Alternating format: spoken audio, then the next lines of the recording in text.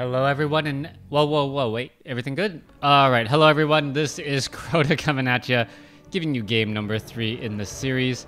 And, well, yeah, first of all, if you guys have not done so in the previous videos, leave a comment. Remember to like my videos, it definitely helps out. It definitely helps out just because it moves me up in terms of search popularity. And if you guys can't donate, that is always a way to help me out and hopefully get more viewers. I think I get paid a little bit less than minimum wage. Definitely less than minimum wage after all the expenses of having to pay for fast internet and all these things. But hopefully you guys are enjoying it, and hopefully one day you'll be hearing this voice casting WarCraft 4. I can dream. Death Knight coming in from the Undead. Meanwhile, Blade Master most likely already out for, yes, the Orc. This is Fly versus WFZ. Once more, Game 3 taking place here on Ancient Isle. Blade Master once again doing a very interesting creep pattern, moving out all the way across the map to try and steal a bit of experience. Now you can see that that grunt is taking a bit of damage. It is slowed, but he will be able to escape. Meanwhile, the Death Knight is doing his best job to catch up to an invisible Blade Master, which many of you guys know is near impossible to do. Death Knight now making his rounds, is gonna find Fly off over here, as the Death Knight is hoping to just perhaps steal a bit of experience if possible. Blade Master now running away, Null Brute running away as well. Let's take a look. Oh, aggroing the creeps from the far side. There's the Death Coil, as the Death Knight ends up taking a purge just because all those creeps are mentally linked together. Coming in, you can take a look. Skeletal minions were trying to disrupt a little bit of mining. Didn't do very much, as Fly is already teching to Stronghold. Meanwhile, back in the Undead base, you see Halls of the Dead was rather fast this time around, as we don't see that many early Crypt Fiends. The Death Knight does get a bit of a kill there, as the Blade Master and the Death Knight decide to start exchanging blows once more. Meanwhile, a Crypt Fiend makes its way across the map, as we could be seeing the Death Knight attempting to harass the Orc burrows of Fly. Now, that would be my suggestion coming in for WFZ, as WFZ really can't do that much creeping right now. He doesn't have that many Crypt Fiends. The ghouls need to stay on the lumber line because of the expensive tech to tier 2 training of the Lich and the eventual building of the slaughterhouse, and he doesn't have that many ghouls out on the field. WFZ actually looks a little bit unfocused at this point. As you can see, he's not doing that much creeping, and he's not really doing any serious harassment. Alright, Blade Master comes in, gets one kill, gonna get another one right there, may decide to get a third one. Nope, does not get that shot there, as the Blade Master turns tail and runs. Alright, I believe the Blade Master, did he just take out a sheep for no reason other than to do it? Yep, he did take down that critter there rather easily.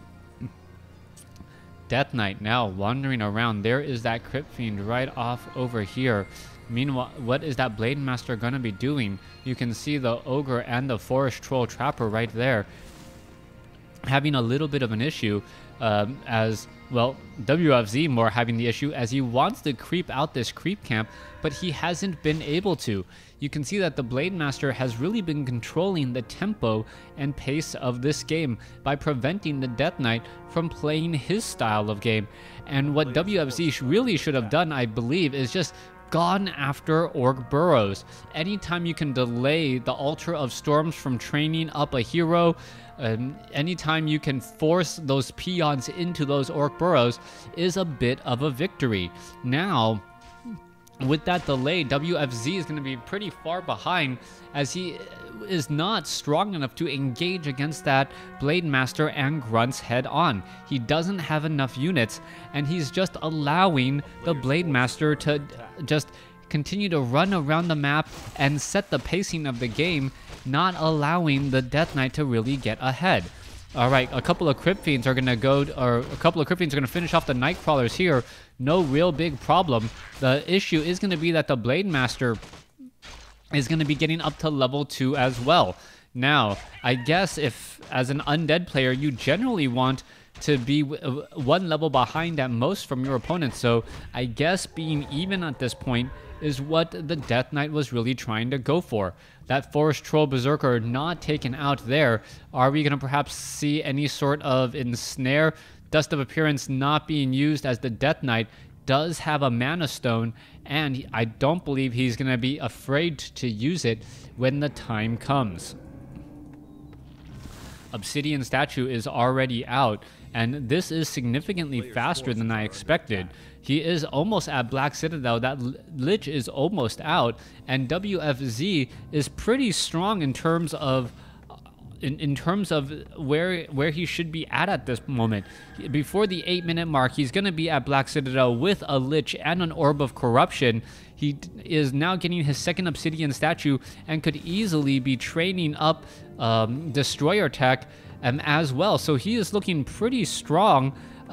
He is looking a lot stronger than I thought he would be at this point. So if all of a sudden Fly cannot stop this attack, he's going to find himself in a very, very big world of hurt. Tauren Chieftain now running all the way back here. He needs to get to level 2. He needs to get Stomp. Otherwise, he's just a walking totem aura.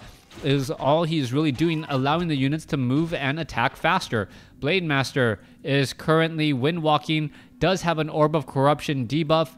We'll see what's going to be happening next, as the Blade Master could be making his way off to the north. No, sell some items. What is the Death Knight doing? The Death Knight, I believe, just giving free time to the Tauren Chieftain, and that is still a very big concern. You do not want to let your opponent just run free at any given moment. All right, Blade Master. The Blade Master doesn't get the item. Does he get the item? Gloves of Haste. Oh, he does steal the item. So the Lich unable to get the item. The Blade Master able to steal it, but at least not steal the experience. That was a bit of big news, as, oh, the Acolyte needs to get away. Are we going to see an Orb Frost Armor on that Acolyte? I would believe so. That Acolyte needs to be repairing these Obsidian Statues. Not quite sure why he's running all the way back now. You've brought an Acolyte all the way out to that far to the field. Why not bring him what he was designed and designed and for? All right, let's go ahead. Let's take a look at this.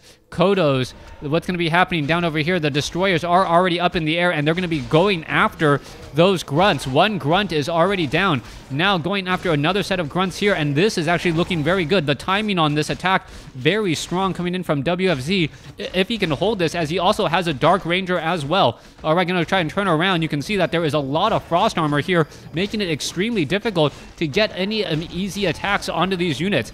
However, there are no Obsidian Statues, so what you see is what you're going to get as one Destroyer does get taken down. There are still 2 Raiders left, no Spirit Link, so those peons are just there more as a roadblock than anything else. All right, Crypt Fiend gets a heal just in time as a Grunt gets taken down. Are we going to perhaps see some burrows? I have not seen a burrow as of yet, as a Kodo Beast now moving on in. Kodo Beast able to get an easy chomp onto a Crypt Fiend there, as we are looking at the fight still raging on. Fly looking to fight back around. Let's see, the Dark Ranger, Death Knight, Crypt Fiends, Lich against a Blade Master, Tauren Chieftain, Kodo Beast, and peons. The big difference is that there are currently 2 Crypt Fiends in the bellies of those Kodo Beasts, and that is a big deal. All right, Tauren Chieftain very, very low on hit points right now, hiding in the backfield. Death Knight may try to get off a Death Coil. Oh, may be able to get the kill onto the... Oh, a beautiful stomp right there. Is it going to work? Oh my goodness, that Tauren Chieftain is just sitting in the backfield. Is he going to get a Death Coil off? No Death Coil to take him down, and that was a huge, huge, huge miscalculation, as we now see the aura now coming in for a heal. All right, it looks like a Crypt Fiend will get taken down there, and what is happening next? There's an ensnare. The Death Knight taking a lot of damage. What's the Death Knight going to do? The Death Knight now trying to Death Coil the Blade Master. Blade Master able to escape, running back off to the north. Tauren Chieftain has come back up to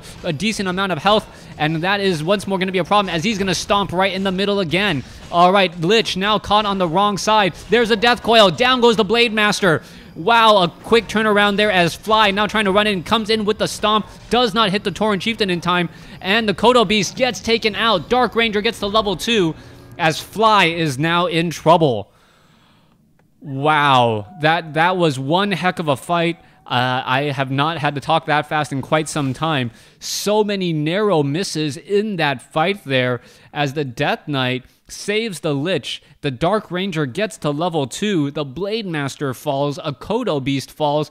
And now WFZ is raring and ready to go. 34 supply compared to 45. WFZ now looking extremely strong.